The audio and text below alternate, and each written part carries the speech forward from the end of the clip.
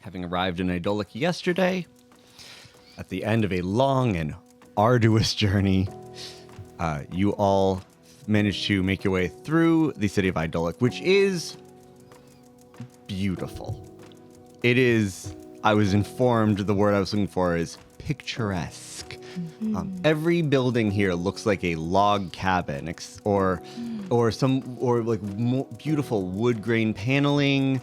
The snow catches in just the right places, and you realize it's probably the architecture is made to do that by design, because the snow in here is heavy, but it doesn't impede the walkways. The roads are still beautiful, except every building is somewhere between 4 and 8 feet high, 4 and 8 stories high, which is enormous. This is the biggest city you've ever seen. It's a good sized city. However, none of the levels seem to match because Ydolic is still built in the mountains and on the mountains. And so the second story of one building might be the third or fourth of the one next to it. So the whole thing is built on this enormous slope, and it takes you some time and a lot of walking uphill in the snow. Both ways? Well, you've only gone one direction so far. Oh, okay, good. You'll have to find out. Until you guys and asking for directions, you guys are able to get some food. The food here is pretty good. It's the most important part of it is that it is hot.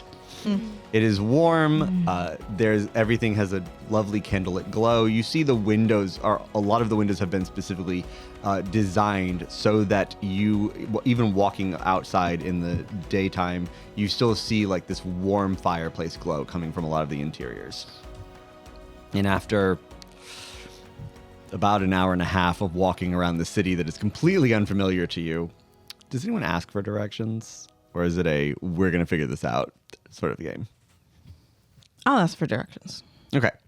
I have to ask, to where, Tobi? That's actually a great question. Because in my brain, Nala's brain, I kind of forgot that you said that we've already been here for a day. So I was like, to a hotel. But we've already been here. So we're starting from when you guys arrived. Oh. I'm sorry, I'm narrating from when you guys arrived. We're going to start gameplay afterwards. But I was curious if you guys had asked for directions or spent most of the day wandering around trying to find a place that no one wants to tell people you're looking for.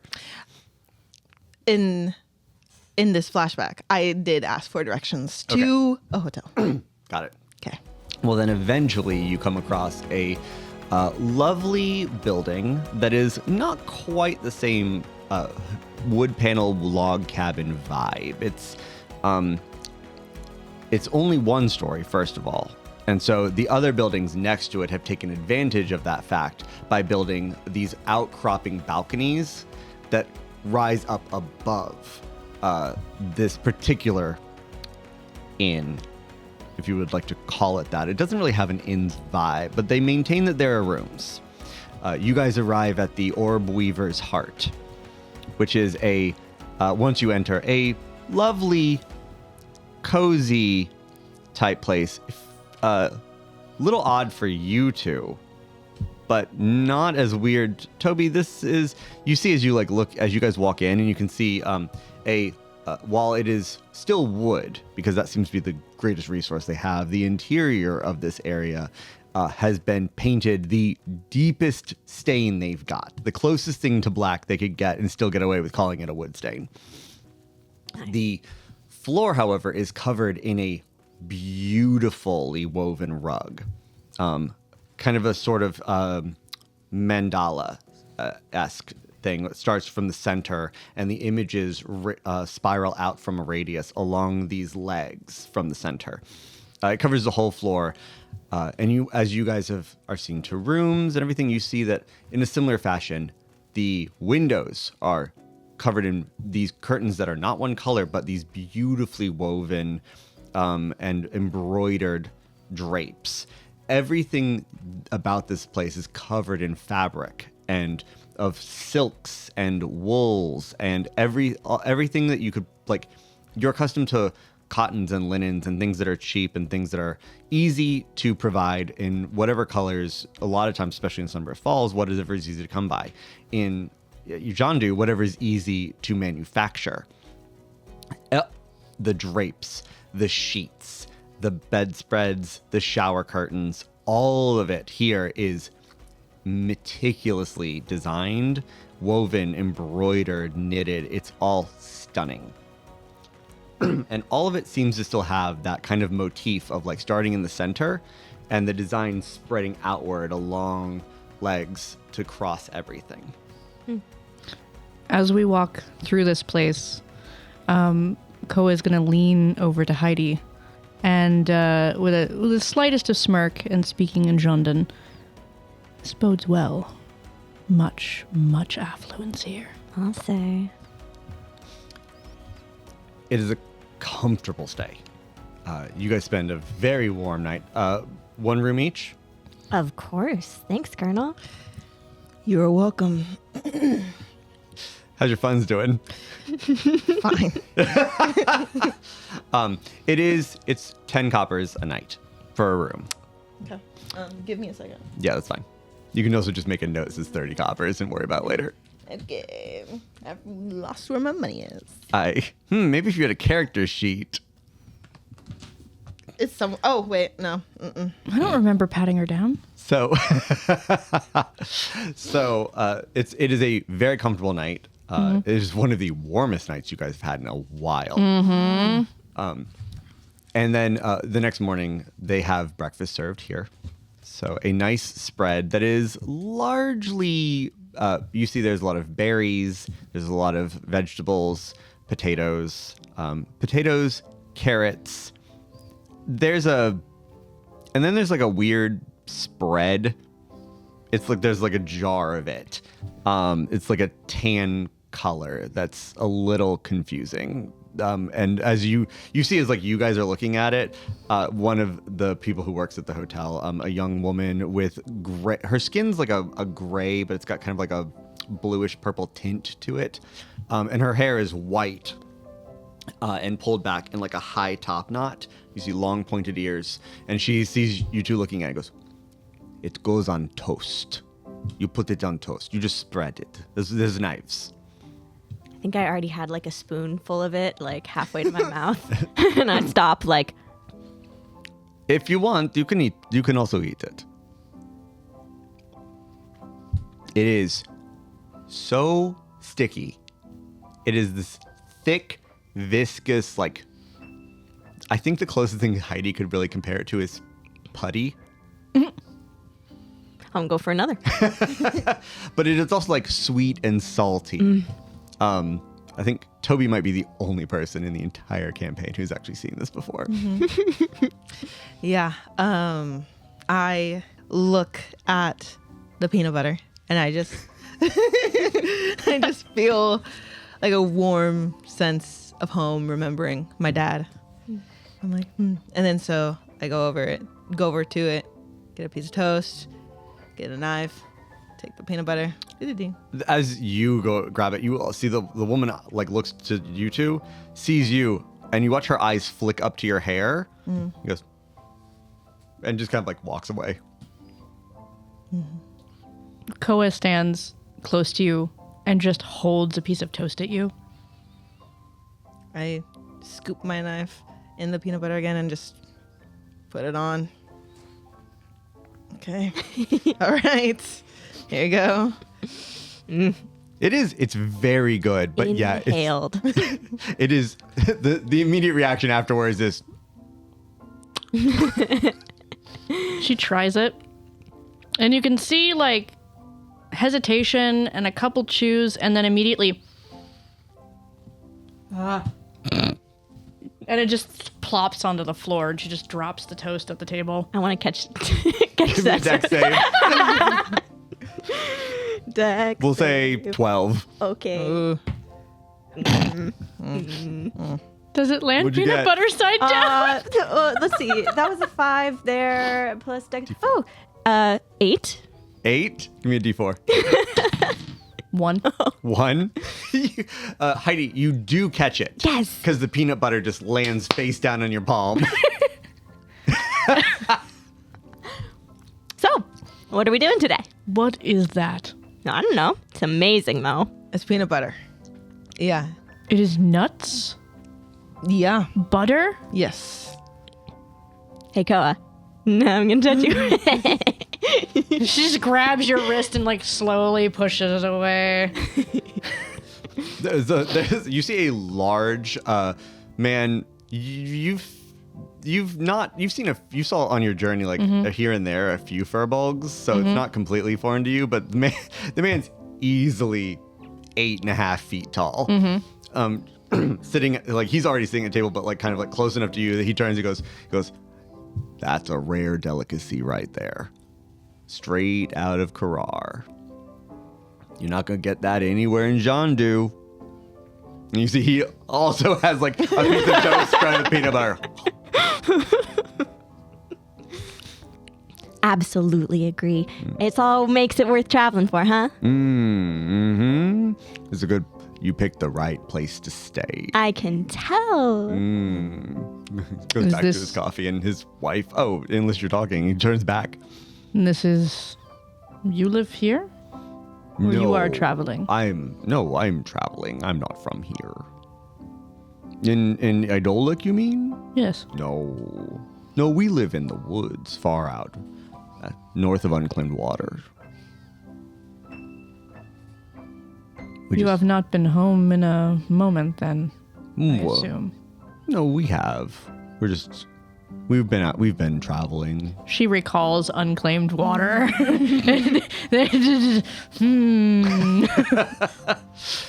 Says, no, we've been on vacations of the sorts. Gone off to see our daughter. She lives far up near the wastes. It was a long trip, but we're on our way home. Be careful on your travels home. We have just arrived, and it was not an easy journey. I appreciate the concern. We will take heed. The woods here are familiar to us, but we will always keep a weather eye out. Did you guys come through on foot? Sorta, yeah. That's a rough trip. The trains were out. It's a long wait for a train, I can understand. How long have you been in the city? Ooh, just a couple days. We're heading out tomorrow morning. Have you seen the train like pass by here? Oh, I think the train arrived, recently. The one coming up from Jondu, right? Not the one heading from Grumbashlik. Grumbashlik. What? Help me. Give me, go ahead and, for shits and giggles, why don't Tobi give me a history check? Okay. We'll say the DC on this is 8. Well, I got an 8. Tobi, what's your intelligence modifier? Oh. Tobi, did you break it? Tobi? 2. I mean, it's -2, so it's 6. Wow. I have a negative 6 intelligence.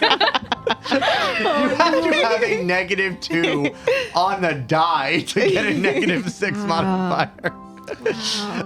So a black glitter crayon of flash of brilliance for this moment.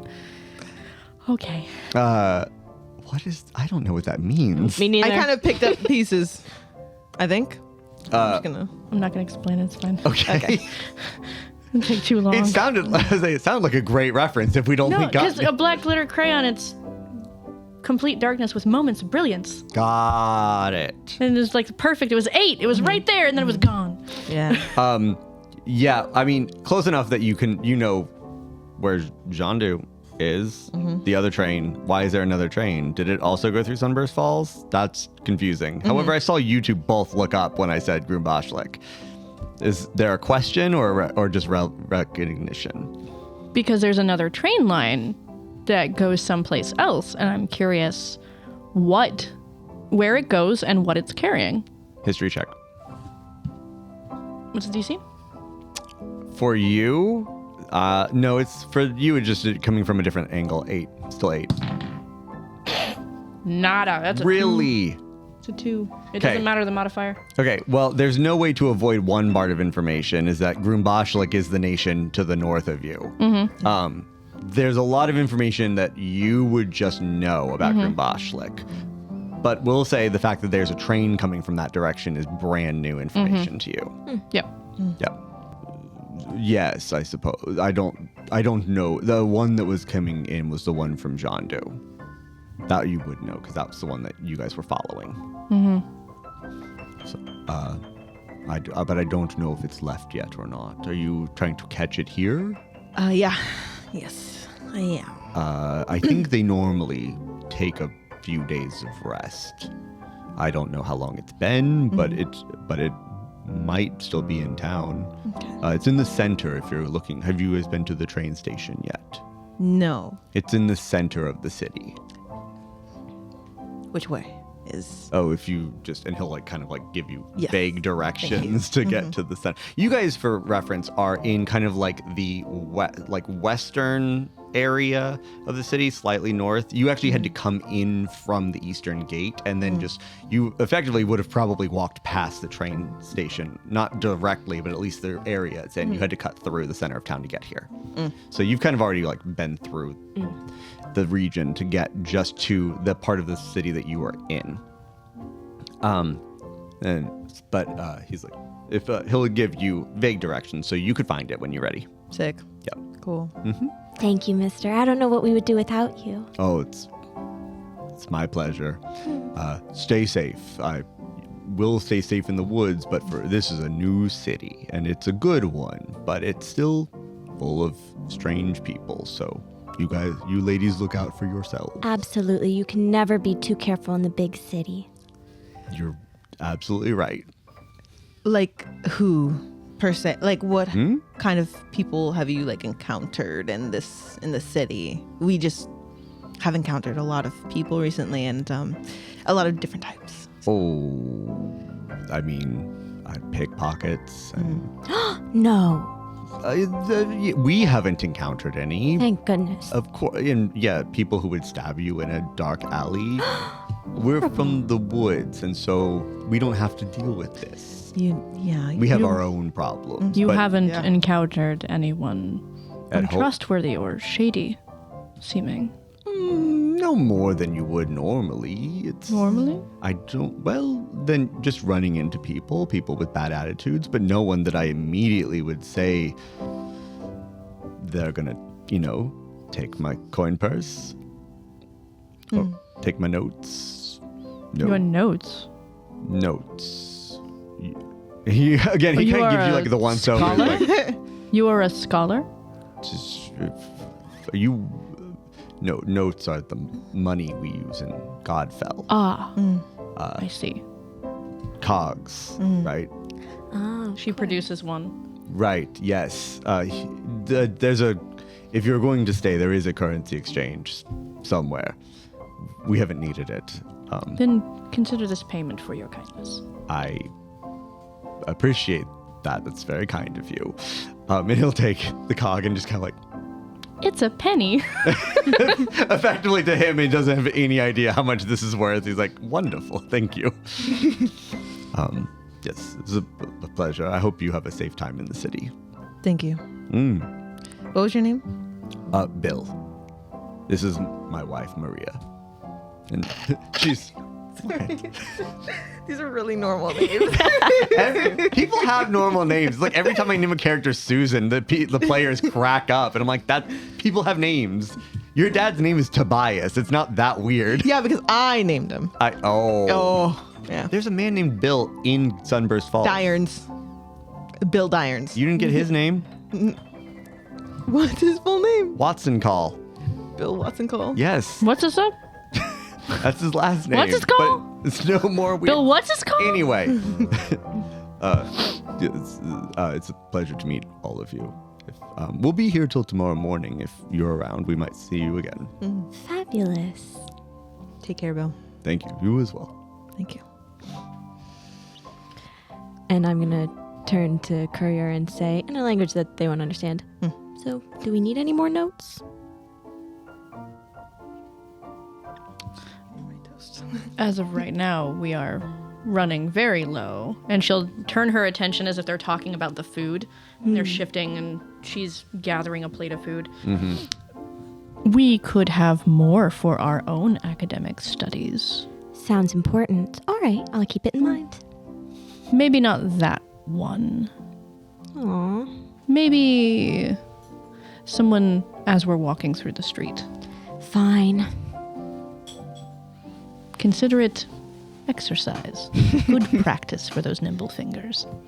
Always. I do not like peanut butter, she says in the common tongue. After breakfast, what's the plan? Are you guys heading to business, or do you want to take care of some things in city? I want to go towards the train. 4 for 4. Okay.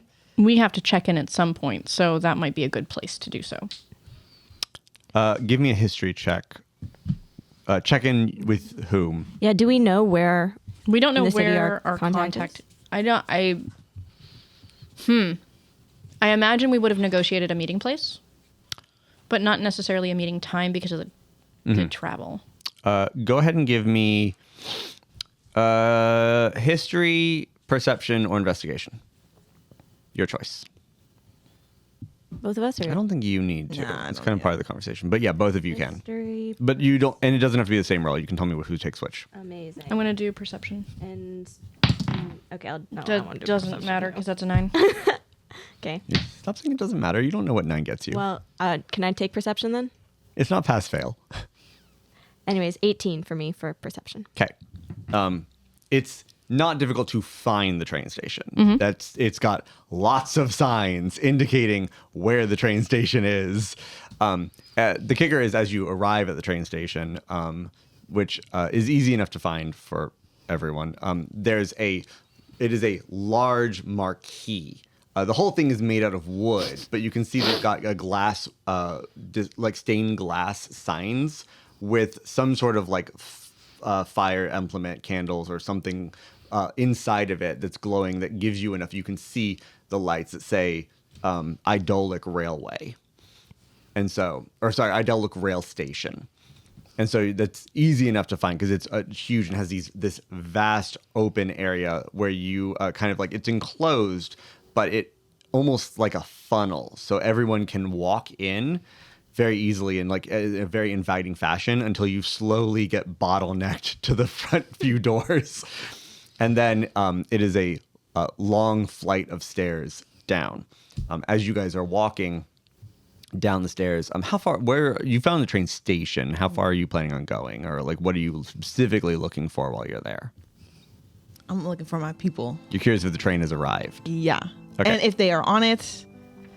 Got it. With Dakota Rigby. Got it. Okay. You can easily gather as you're going up and down. You see there is actually a timetable. What? There's a word for that. The On a Schedule? train. The schedule. Yeah. The ticker schedule. And I can't remember the name for it. No, it's fine. You don't have to Google it. It's not that important. Walking in, you can easily see there's an enormous schedule posted up. Wooden letters that look like they have to be taken up and put back by hand, one at a time.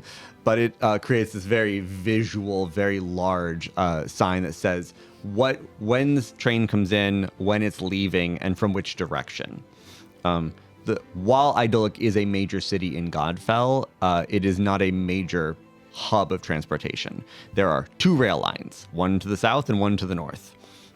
And you can see on it, it has the one coming from the south says from Persistence. And you can see following the maps that this is the one that runs all the way down to Sunburst Falls and then down on into Jandu and goes all the way to Compton.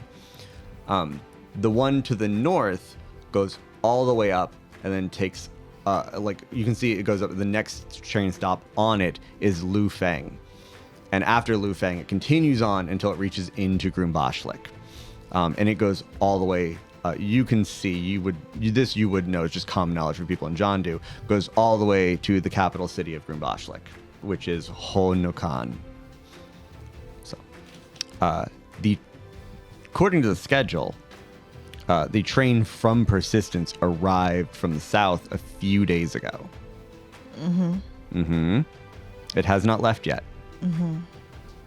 I mean, you don't know how that works, whether it's going to the south or to the north or what, or how many trains might be stationed in Ydolic at a time. But specifically, the one that was arriving this week showed up a few days ago. Cool. With your perception check, you guys stop to look at that, but you can see there is a gentleman walking around handing out little pamphlets to anyone who's looking. And in it, you can, as you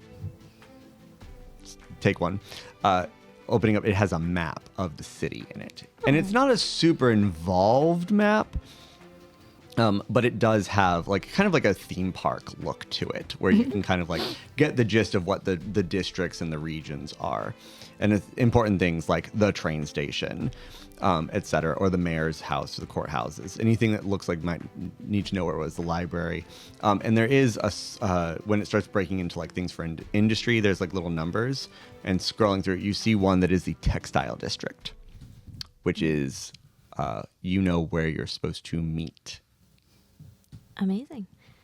Great, they're so visitor friendly here, huh, Courier? And I'll show the textile district on the map. Perfection. Tobi, you want to come on a little errand with us? Can I catch up with you guys in a bit? Oh, sure, if that's what you want. Cool. Thanks. I'm gonna hang out here for a second. I would like one of those pamphlets. She stands over the pamphlet man. Can you also get me one too? I would like The pamphlet man? 2 pamphlets. It's just like a young boy. He's probably like 14. He's got like pointed ears and like a little blonde bowl cut. And he like sees you walk up. He goes,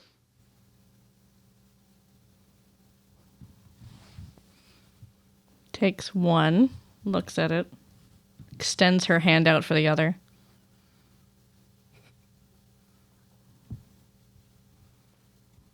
What is your job? I hand out the pamphlets. You are pamphlet hander? I mean, I guess like my job title, Yes. paper boy. You are a good paper boy. And she'll turn and walk away. That is Just hand you a pamphlet. Everyone give me an inside check. Oh, that one. Oh, What is going on? Yep. I forgot to play D&D. That's You have your skills written down, Nala. Yeah, I forgot what I was doing for a second. Oh. 14. Okay. 14? Nala, that little paper boy's going to go home and tell his family about the nightmare woman he met. the one who he got right as she was walking away, just a glimpse of fangs. I have a 7. I do not care. Nope. You didn't clock it at all. But Tobi knows. You've wrecked that kid's day. I think it was the shoot.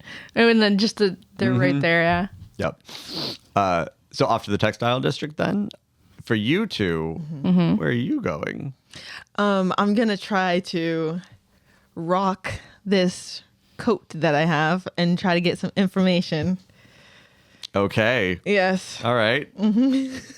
About what? Specifically. I'm going to see if I can.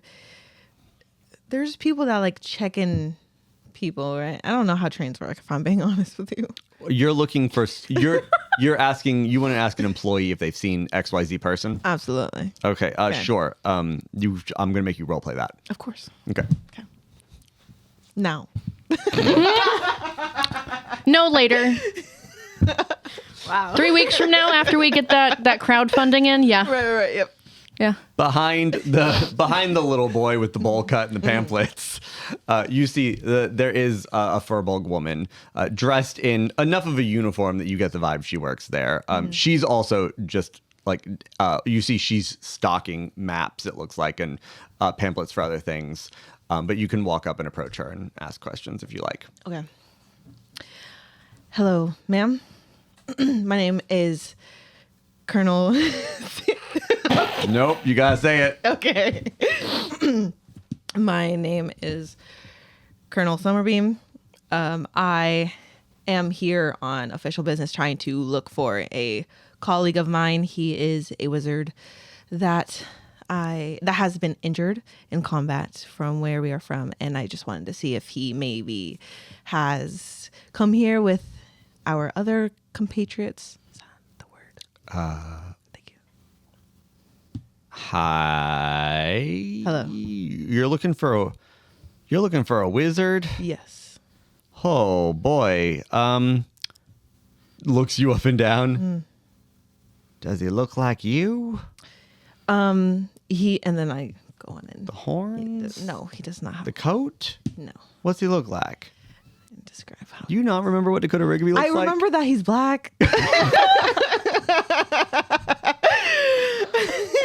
If I'm being completely honest with you. Do you remember the other notable thing about him? He's blonde. Got it. Yeah. That's helpful. And Nothing particular about the... everything that Give me a history check. He's the wizard. If you don't, if Nala doesn't remember, you gotta please, roll. Please. Oh, I thought it was a nat one. It threatened. It doesn't really help. I have a 5. You Oh, give wait. the best description you... I have more because in my brain, he's unconscious. Right. His face is a little like sunken in, but in a very scary way. Yeah, he might be missing an eyeball. Oh my God. Yeah, Is he all right? I don't know. I Oh. don't know. So I'm asking you. I According to your face, you have not seen him because it is a very noticeable face. Yeah, it sounds like it. Well, look, there's 2 places that I can think of that you could look nearby. I mean, you could go to the Hollow Chapel. Specifically, the Hollow Chapel's got an infirmary that's not too far from here. It's a few blocks. Sounds like that's where they take him. You'll I mean, it's got the sign of the Hollow Chapel up the top, but it's also like a big wooden building. It's got you can, and it's got the sign of the Pentishmat. But you could look for that. Okay. Or you could go. Wizards. I mean, if he's not hospitalized, you could go ask. We don't have like wizards in town, but we got. There's an academic hall for people who like magic, kind of like a school, sort of. It's called the Housley Social Club, and you could go check there. Okay. Got it. Sorry, I can't be more help. No worries. Have you maybe seen like 4 other people? One that looks like a really big pink rock. One that's like just a very bruised giant person, a very stuck-up furbolg. That's vague. No. Let's see. Okay. Sorry, I love you. She's lying.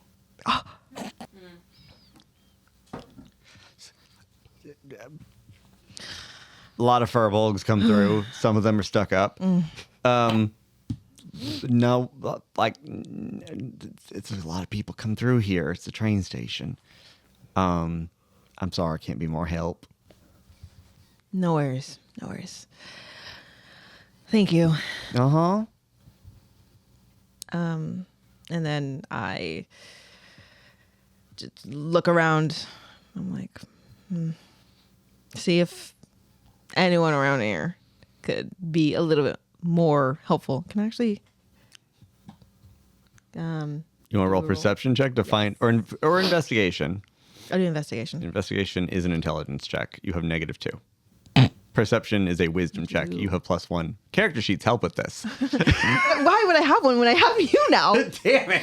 Oh. Yeah, go ahead and roll. Okay. You want to roll investigation or perception? I'm doing perception. Okay. 12. 12. There's not a lot of people here who are probably going to be able to pinpoint folks in a crowd. Looking around, it's not so much you're looking for a person, it's more of realizing that there's probably not anybody here, and those, either the hospital, the infirmary she suggested, or that place for magic people, that social club might be the best places to look. Okay. Okay, I turn back to her and I'm like, thank you again for your help. My pleasure. I hope you can find them. Thank you. Mm-hmm. What was your name again? My name's Julie. Thank you, Julie. My pleasure. Then I turn and start looking at this fun little map that I have, looking for the infirmary. The hospitals are one thing marked on the map, so Okay. you can see it's a few blocks The away. Hollow Chapel. It is sponsored by the Hollow Chapel. Cool. Swag. Okay, do you head that direction? Mm-hmm. Cool. Meanwhile, Courier and Heidi are making their way back to the textile district, which you realize as you are walking there is where your hotel is. Oh. Handy. There was too much peanut butter for me to sink. I reach into my jacket and I pull out the jar of peanut butter from breakfast. And I take a little. I hate the smell. Are you sure? I swear it's one of the best things I ever discovered. It's a good thing that they have so much of it here that you'll be very happy. Makes it all worth it, huh?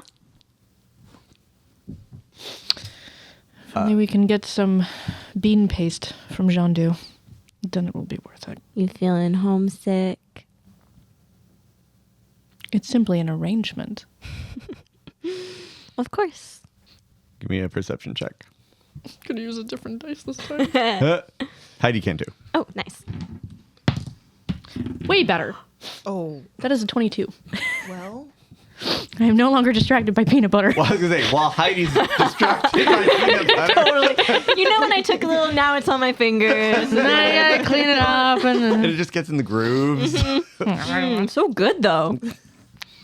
You do see the symbol that you were told to look out for, which is a sign. Well, you were told to look for a purple rug with a gold, with specifically a gold trim, which seems vague until you realize that it is the banner on a storefront.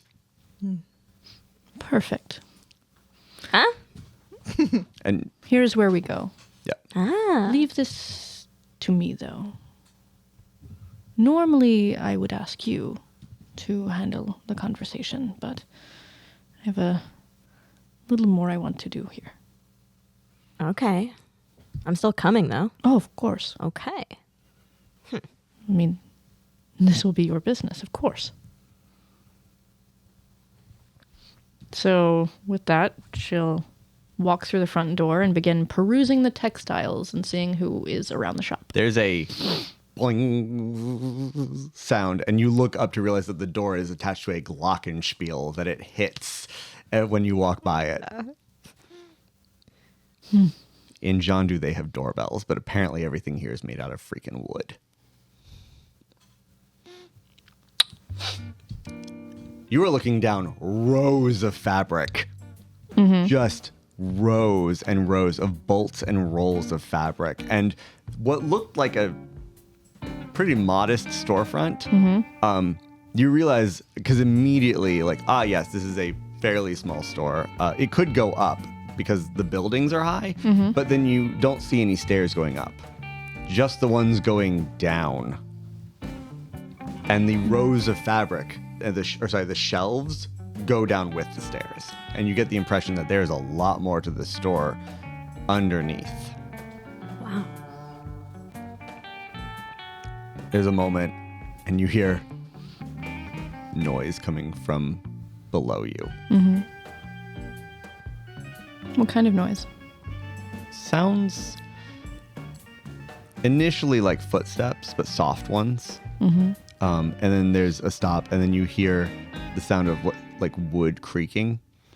And after a moment, you see from where your perspective was just rows and stairs and everything, there is what hadn't caught your eye quite. As you turn, you see a wooden ladder as a like a kind of like a lavender skin hand just reaches up and pulls up, and you see a middle-aged woman, long features, a long pointed nose, long ears that go up.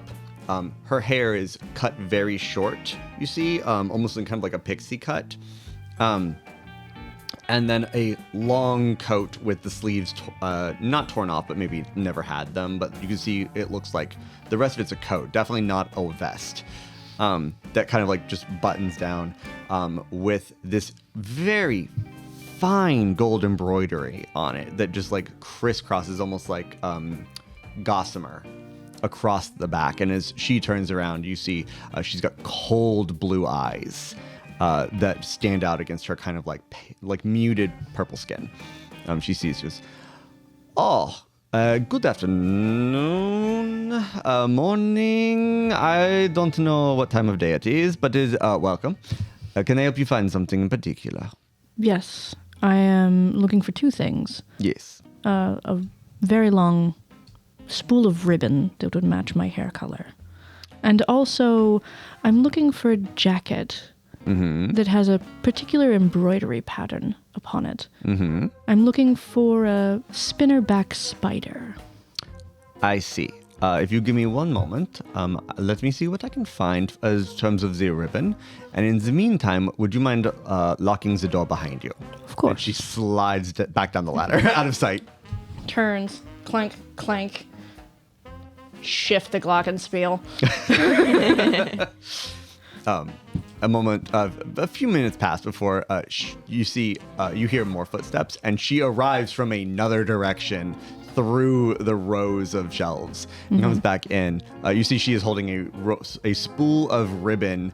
She's like, this is woven from horsehair and matches your color decently. Good enough. So I would start with this. And how much would you need? The whole spool? She looks at it, considers what it would take to replace what she's lost. Mm-hmm. I will take the whole spool. I will sell to you for 6 teeth. 6 teeth? Mm-hmm. I will negotiate for clocks instead. Okay. It's the same amount of money. It's just okay. Okay. It's just what I happen to have on my person because you didn't give me any teeth other than the ones that I have in my mouth. Okay. She takes a cog from you and gives you back 2 teeth as change. They're the smallest increment. Heidi, you did just clock in character or maybe out of character. In character, of course. That this woman asked you for Jandin money. And you can tell that was like you can tell that you guys have both been clocked. Nice. Yeah. I do now see the teeth. Yes. Teeth, cogs, clocks. Right. Snowman. I knew that was Snowman. London money Yes. also, obviously, which is why I clocked this. Exactly. And the jacket. Yes, the jacket. You are here to speak with Juliet. Yes. A pleasure to meet you. You must be Courier. Courier. Yes. It is a pleasure. I am Juliet, and your friend here is Orphan. Orphan. At your service. Enchanté. I believe you are here to make a presentation. Yes, to finalize a deal that we had negotiated. Right. And may I see? I would be more comfortable if we could head downstairs to have this conversation away from windows. Give me a persuasion check.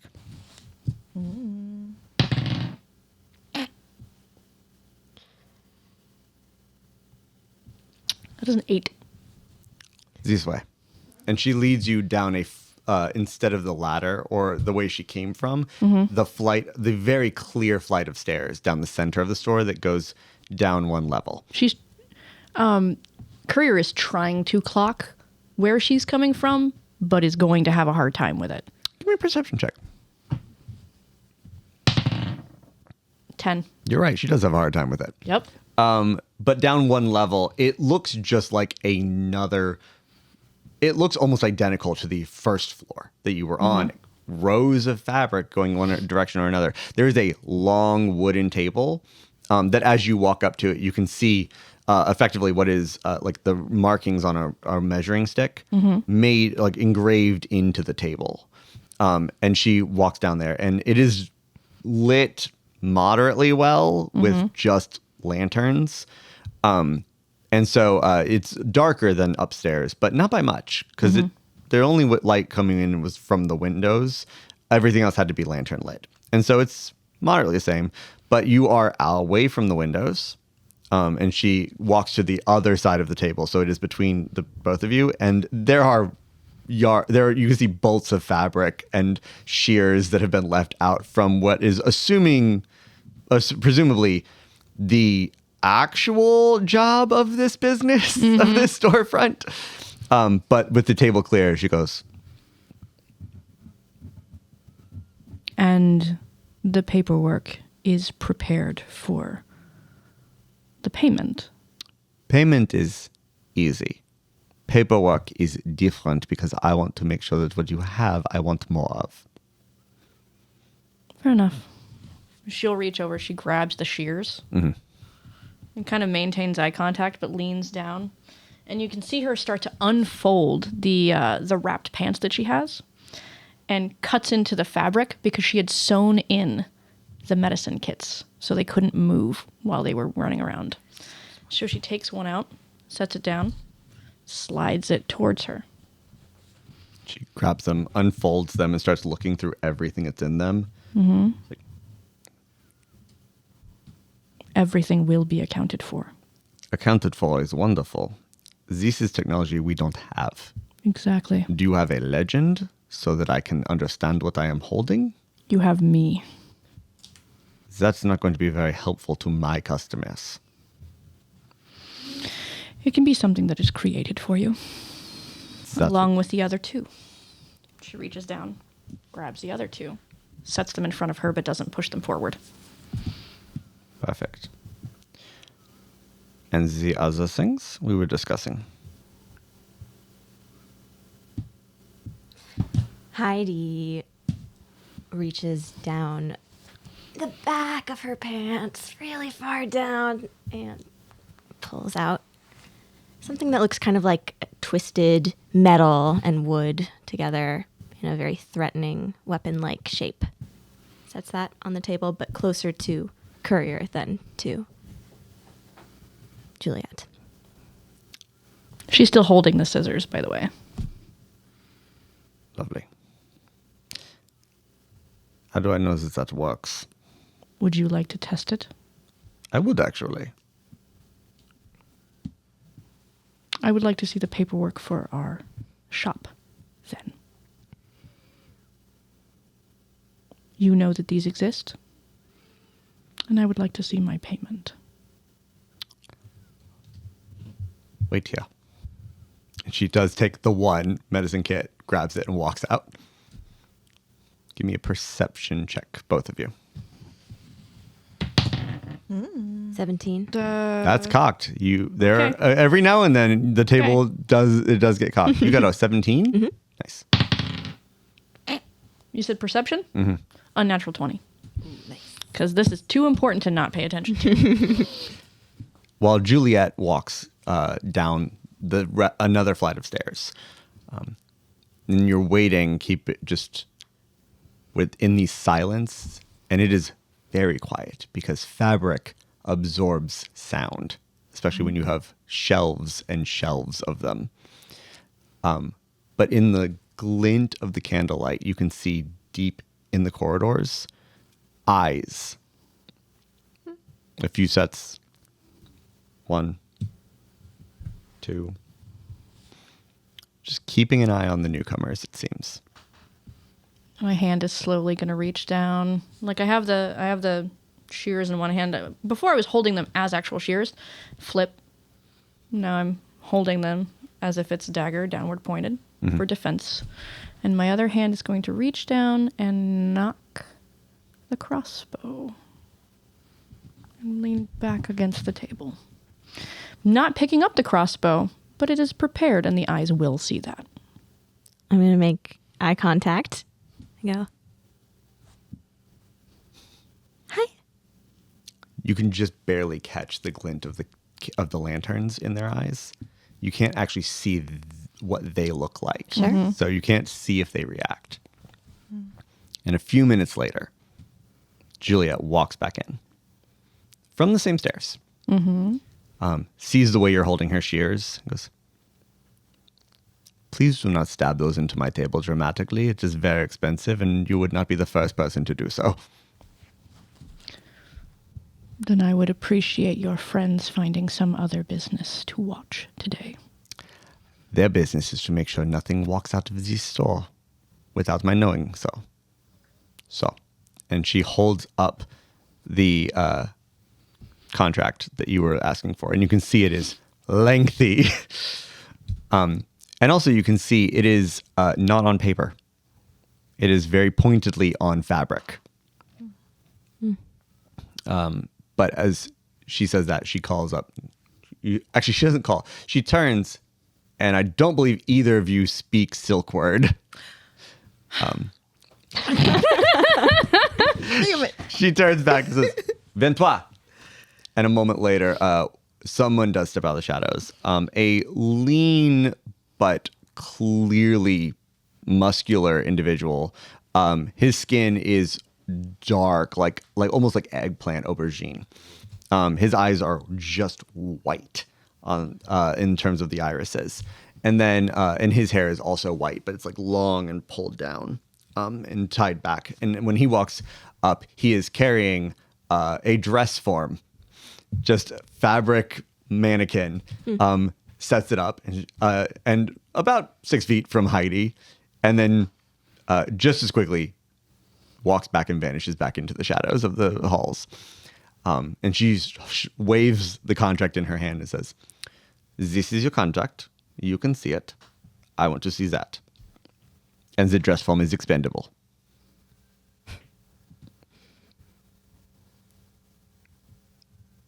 She looks to you and says in Jandu, "Have fun." Heidi is going to pick up this. Can I say what it is? The Josephine cannon. And carefully, let me make sure I remember all the things about how it works.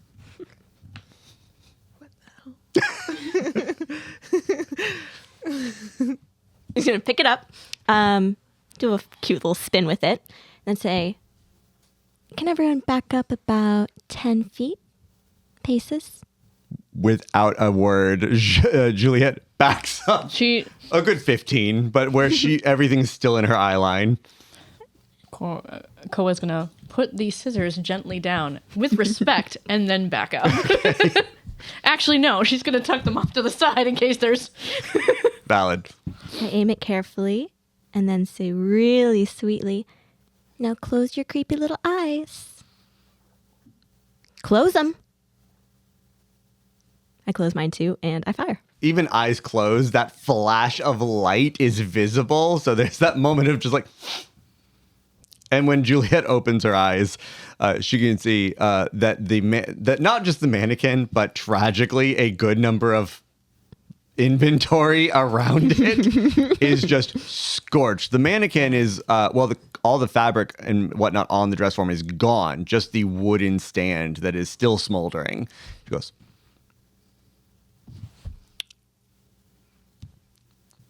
"Jacques."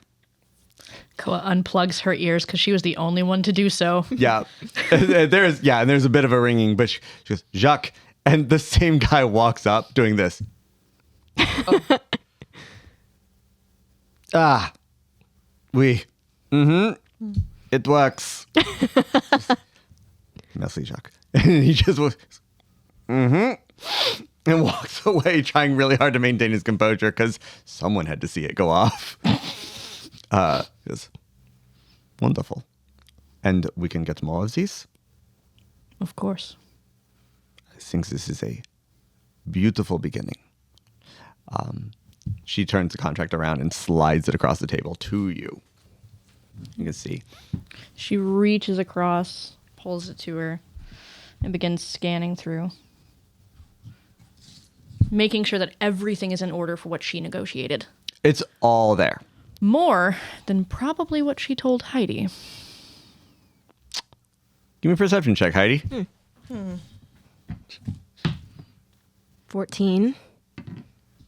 Are you trying to hide the contract or just reading it without worrying about what Heidi's Skimming doing? it, accepting it, and not overtly showing her yet.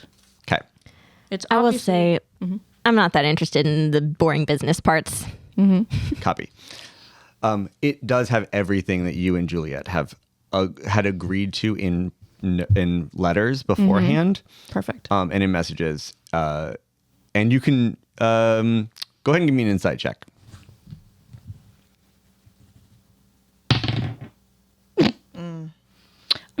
That is a natural one. Everything you agreed to and not a penny more. Perfect. Or I guess a tooth more.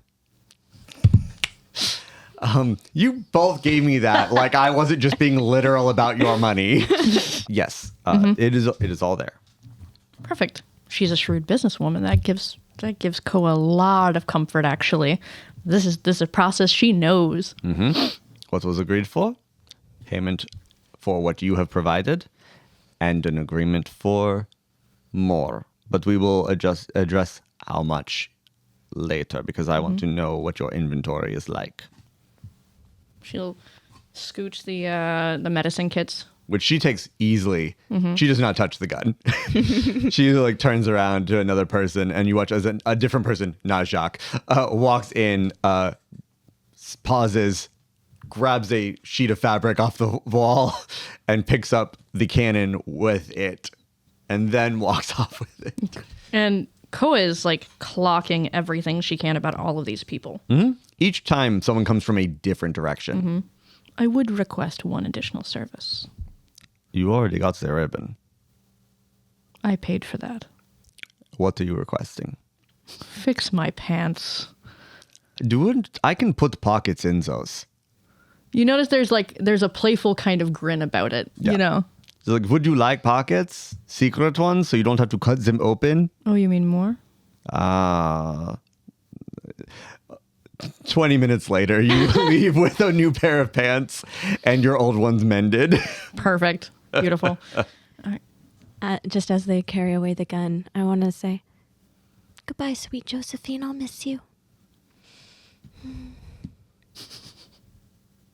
It's just a look from Juliet going. Yeah, you guys walk out. New pants, contract, which is very clearly like written on something that is going to be harder to wreck than a piece of paper.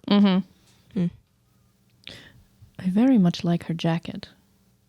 And Koa looks down at her own, which is nearly identical. I didn't think about that. Yup. Because Koa was like, oh, fucking stylish. Look at you, lady. But in, her way. It's like, oh, I like that. So we get everything we wanted? Yes. All right. Time to go home. Would you like to see your new empire? Well, if you put it like that, sure. Then let's go.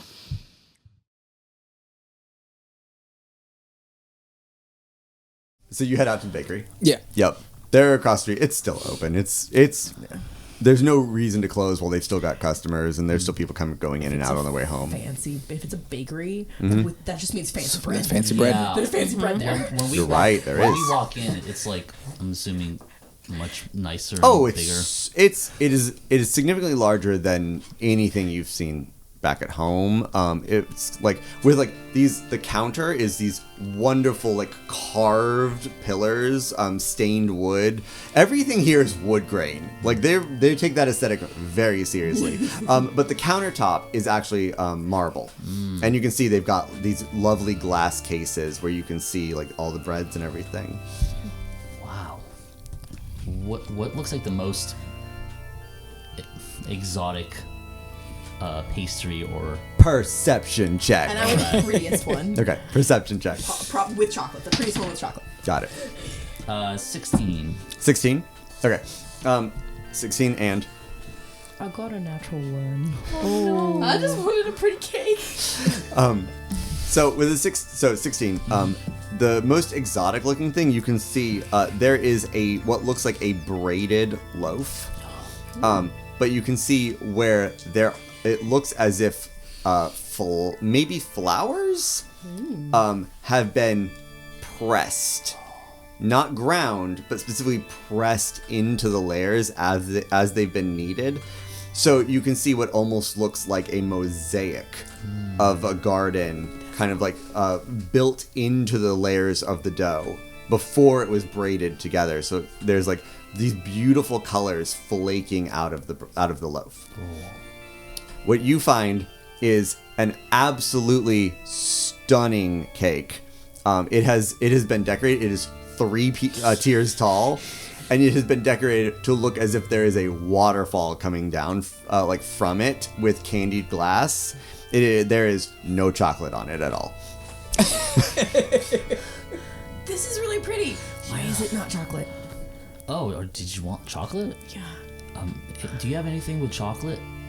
The woman behind the countertop, who looks to be kind of like she's a little shorter for a furball, but you see she's also got like pointed ears and no type of like fur on her skin. So maybe there's elvish something else like mixed in there. Her hair is blonde, and you see it has been braided with flowers in the braid. Oh. And as she looks, she's like, chocolate? Yeah. Sure. And you see she does have a shelf that's just like a single tray of what looks like cinnamon rolls, but instead of cinnamon, it's got chocolate woven in. And she's like, you see her like, she like looks over at the cake she saw you guys looking at and goes, the cake is really pretty. It's very pretty, but obviously we're not going to eat the whole cake. I'll take that braided bread, though. That you can have. Thanks. And she drops a couple of the chocolate rolls and the flour braid and drops them into like paper bags. Passes them to you guys. It's like 10 copper. Great. I'll pay that. Okay. She takes them. And do you have a coffee? Oh, absolutely. Yeah, I'll take one coffee. Okay. One drink. Yeah, sure. What is that? Coffee? Milk? Sugar? Sure. I'll take milk with mine. Milk? It's sugar. caffeinated, so it'll keep you up longer. Okay. Pours. Yeah. She pours 2 cups, sets them in these lovely wooden teacups, coffee cups, except they've got a gold rim on them. And like gives you one that like a clear cafe au lait. And presents you with one, but you didn't see her. She didn't put sugar in it. You saw her putting honey in it. Oh. And stirring it in. If it's sweet, I don't care. Yeah. Hands you to both of you a steaming cup of coffee. How much? It's 2 copper a piece for the coffee. So. To River, if it's carbs and sugar, joy. We're good. We're set. Should River have more protein? Probably, but there's carbs and sugar. Then she shouldn't have made friends with Faena, a vegetarian. I guess we go sit down. Okay. And I'll take out some of the bread, start eating it, and give you the chocolate. River's about to go, like, gonna devour all of it, and then goes, I'm with Archer. Like, nibbles at it, like, respectfully, but actually, like, douchebag. All right. I'm just curious. Do you wait till the coffee cools down? No. You clock that immediately. I didn't realize it was hot. Yep. Until it was already in my mouth. It's steaming. It's good. Yeah. Yeah. Wow. I have to blow on mine. It's like, even with the milk, it's a little hot. Sorry. I will, of course. No, you don't have to if it's... Just blows above it. Drinks it. Top of the steam. Kind of put my drink down. Listen, there's something I kind of want to talk to you about. Immediately just blanches like, I put myself alone with Archer. First off, I never really apologized to you for a couple days ago, so I just want to say I'm sorry for my for blowing up, yelling at you. That wasn't it wasn't right. So I apologize for you. You don't have to forgive me. Just want to let you know. I'm not looking for that, but I want to apologize first. Just nods and kind of focuses back on chocolate. Trying to not think about it. And then there's something else I want to talk about. Something I've been noticing, and kind of came up a couple times. That it's kind of hard for me not to just ask, but do you have like magic powers?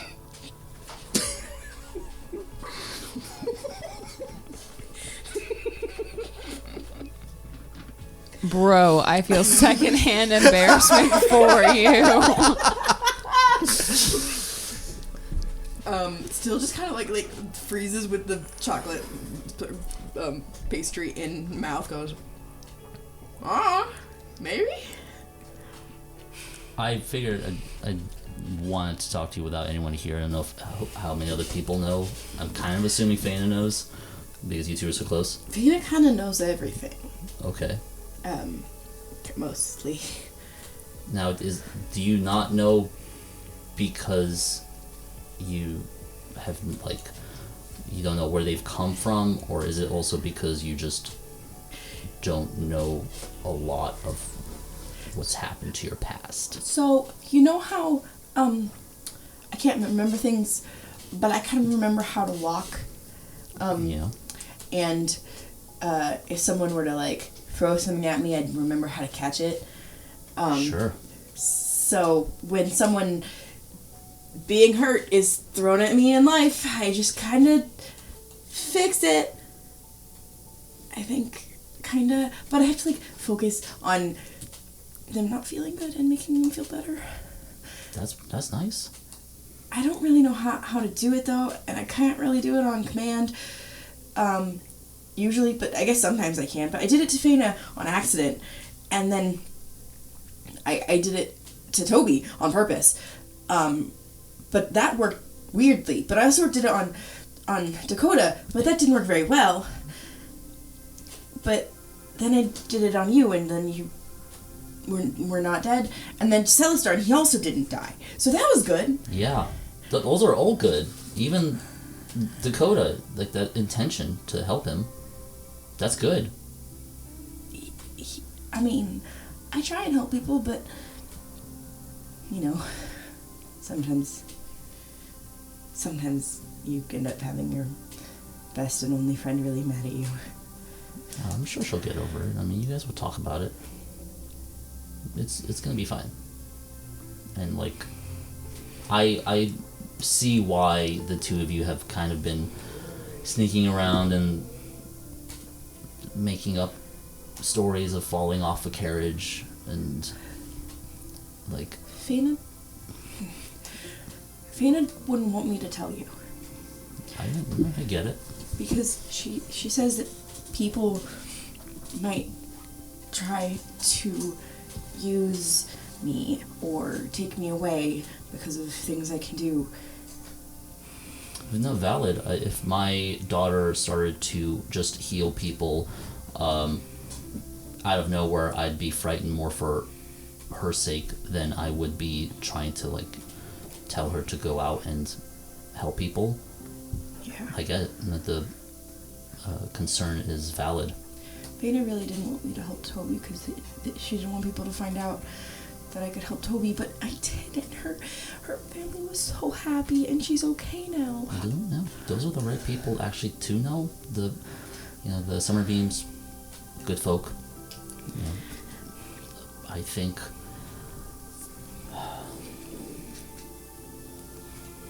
it's a good thing that you two have each other, because you're looking after each other's backs.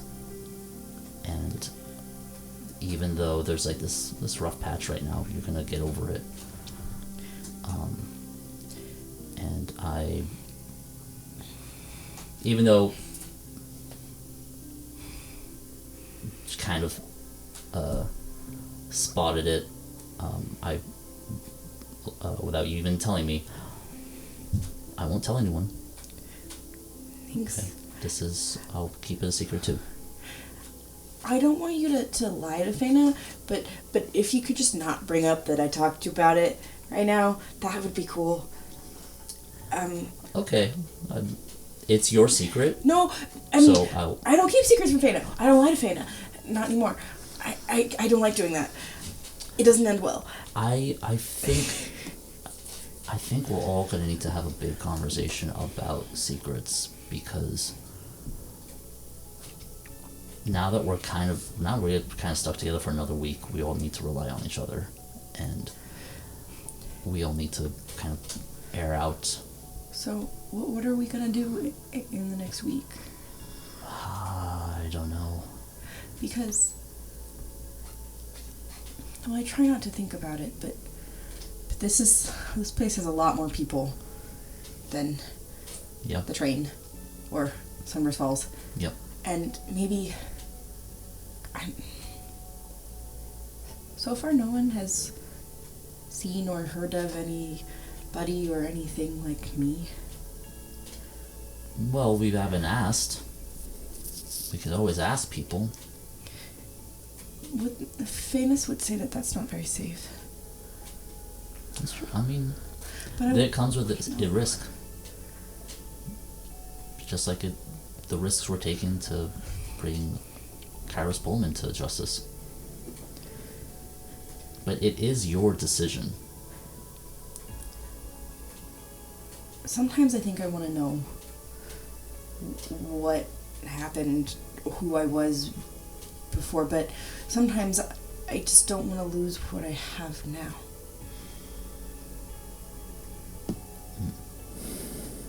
Yeah. Ignorance is bliss. It's also scary. Well, you don't have to make any decisions now. That's future river problem. You could just enjoy that chocolate swirly It thingy. is really good. Yeah, I can imagine. You want to try some of this bread? Sure. Is Has- it chocolate? It has flowers. You can eat those? Yeah, some flowers you can eat. Some of them. Yeah, Not all of them. I don't know which ones. I'm assuming these are fine because they sell it. I think a fair time for you to show back up. Well, I'm cursed. Oh, So, I'm eating not flowers. bad. I don't know. Not bad. Cool. I don't know.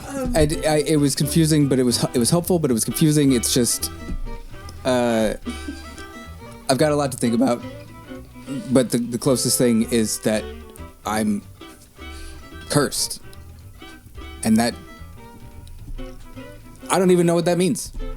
I don't know if it was a previous thing that happened and it's just like residue, or if it's something that like someone did to me that I'm just gonna poof out of existence tomorrow. I don't know. Do we need to put a rope around you so you don't poof away?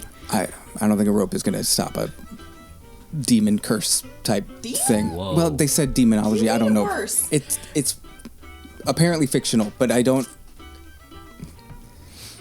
I'm ready to go to bed. That's what I'm trying to say. I'm ready to sleep. Flour bread? No. Okay, let's go. It's just. You want a coffee on the? It's gonna be a walk. Oh yeah, I'll have a coffee for sure. Okay, Yeah, Can I have another one? Any more? Or Milk, refill? sugar, both, please. 2 copper. Thank you. Yours is actually in a paper cup. Oh, they gave us a little. Oh yeah, in the wooden. You guys had wooden cups, but she got the vibe that you guys were rolling out, so she's like, paper cup. There's no lid. Yeah, that makes sense. And I'm gonna be like, wait, 1 sec. I'm gonna. I helped. Thanks. I like whispered to. What? River, does he know what about you? He knows I mean, I don't know. Okay, I want you to make Okay. sure. Stop.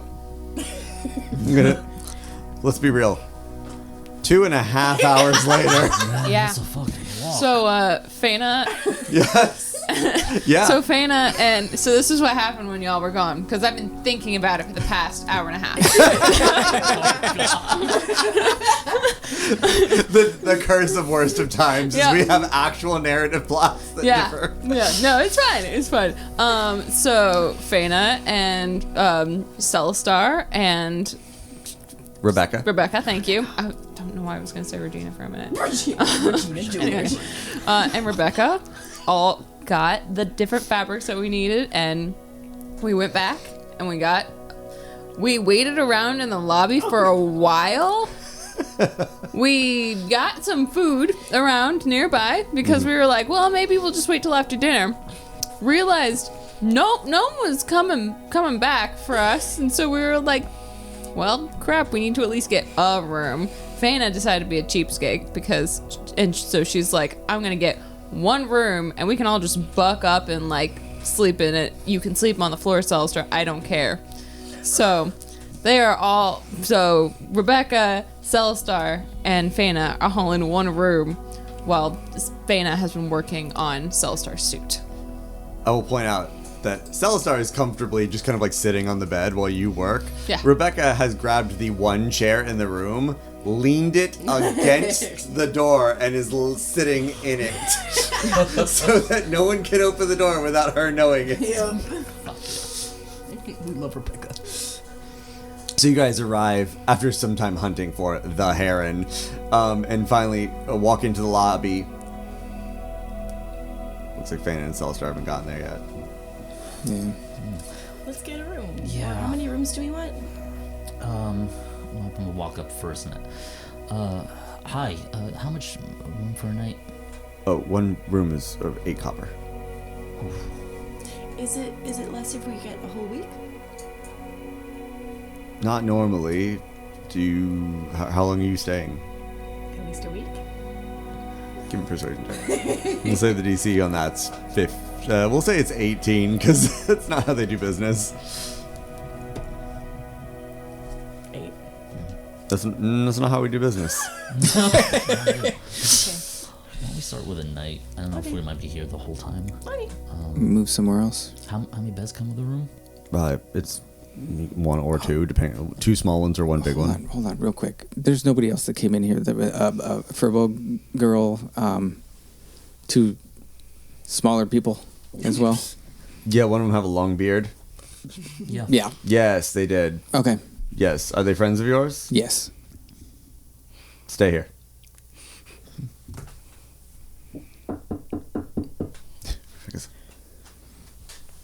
Good job, Rebecca. Moves the chair. Rebecca moves the chair very quietly. Good job. And you see she reaches into the bag of her belt and pulls out a knife. She takes her job very seriously, okay? Cracks the door. Puts her foot down so the door can't be kicked open any further. Goes, always eat. This is Mikhail. I work the front desk. Goes, it is Mikhail. Are you expecting Mikhail? No. I'm here because there's some people here who say they know you. There's a tall Genasi man. He's got pink gems. There's a shorter individual. It's okay. Okay, should I open the door? We know them. Yes. Do you want me to show them to your room? Or do you want me to just let them know that you're here? Just let them know. Okay. A moment later, she closed the door, leans her chair back up, sits back in, puts the chair down, sits in the chair, then pushes the chair back against the door. Faena resumes sewing. Okay. Well, yes, your friend is in room 26. Perfect. Okay. Do we want to get another room? So it seems That like is a single bedroom. You Yeah. will- Oh, well. Yeah, we'll take another bedroom. Okay. 1, 2. One bed, 2 bed. One with 2 beds. One room with 2 beds. Yeah. Okay. Okay. And do you have extra blankets that we can make a little pile on the floor? You don't want just another room? I don't like beds. Yeah. Okay. So I am a bodyguard, and I cannot be out of eye shot of these two. Also It's that. very important. I will find you some more They're blankets. very secure. Very secure. Got it. I will find you some more blankets. Perfect. There's does room 29 work? Yeah. Sounds great. Same Okay. floor. It's same floor. It's just that we don't have adjacent rooms left. That's okay. Okay. Sure. And I will bring you some more blankets and 8 copper. Mm-hmm.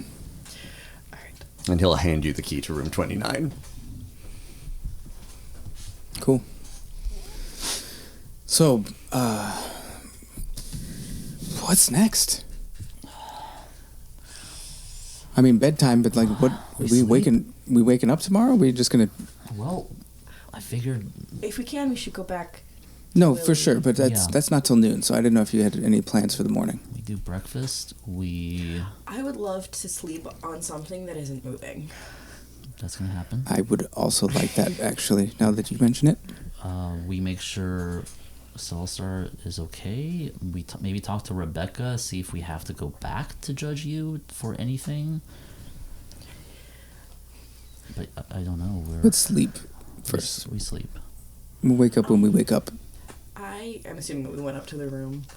I'm gonna go check on Faena, and I'm gonna pull a piece of the flour bread that I had saved. Oh yeah, I would also give you the rest of like what Yeah. we bought. Yeah. Mhm, because but I specifically wanted to make sure that there was some flour bread for There Faena is. because it's flowers, and it's Faena. And I'm gonna just go over and be like, knock knock. I forgot the secret knock again. But hi Faena, hi Celestar, hi Rebecca. Do we have a secret knock? It's me, River. It's like, oh, I don't have a secret knock. Maybe it was a them and Willie thing. Oh. Because I didn't hear about it, but I know that's River's voice. Yeah, it's pretty obvious. Okay. Is That- anybody home? it's- I brought you Rebecca something. like looks at you guys kind of like nodding in agreement, goes, puts the knife back. You'll make, come on. Close the door. Leans back up against the door. Faena, I got this this bread and it had flowers in it and it made me think of you, but they're flowers you can eat. And here you go. That's very sweet of you, River. How is the fabric place? Good. I'm making Cellstar a suit. So Oh, a suit?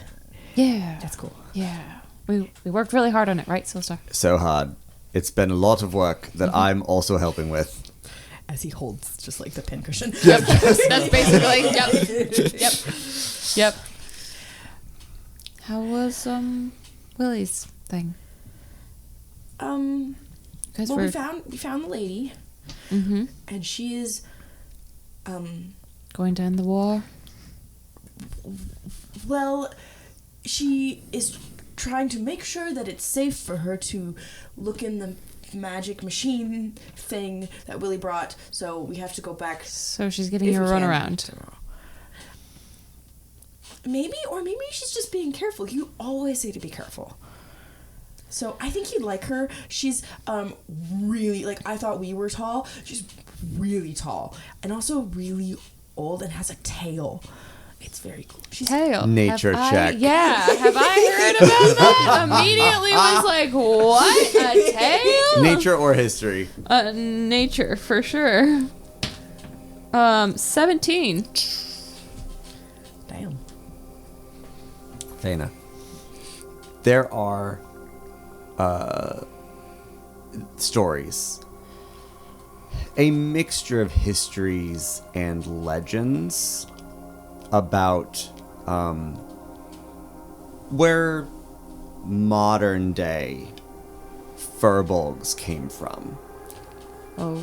A lot of them, it is known that furbolgs were native to the mountains, and that a lot of them kind of came as the world industrialized and modernized. A lot of them came from the wilderness of the Duende Forest and the wilderness of the Lethamal Mountains, and kind of moved more towards where people were building towns. And over time, things became a little more urban, a little more industrial, a little more cultivated, and a little less wild. But people say, especially furbolgs, still have tales and stories of legends of the ones who didn't come to civilization, the ones who stayed in the wilderness and in the mountains, and who didn't take on the name furbolg, but who kept referring to themselves as the Hollowbacked. And that's where we're going to end the session.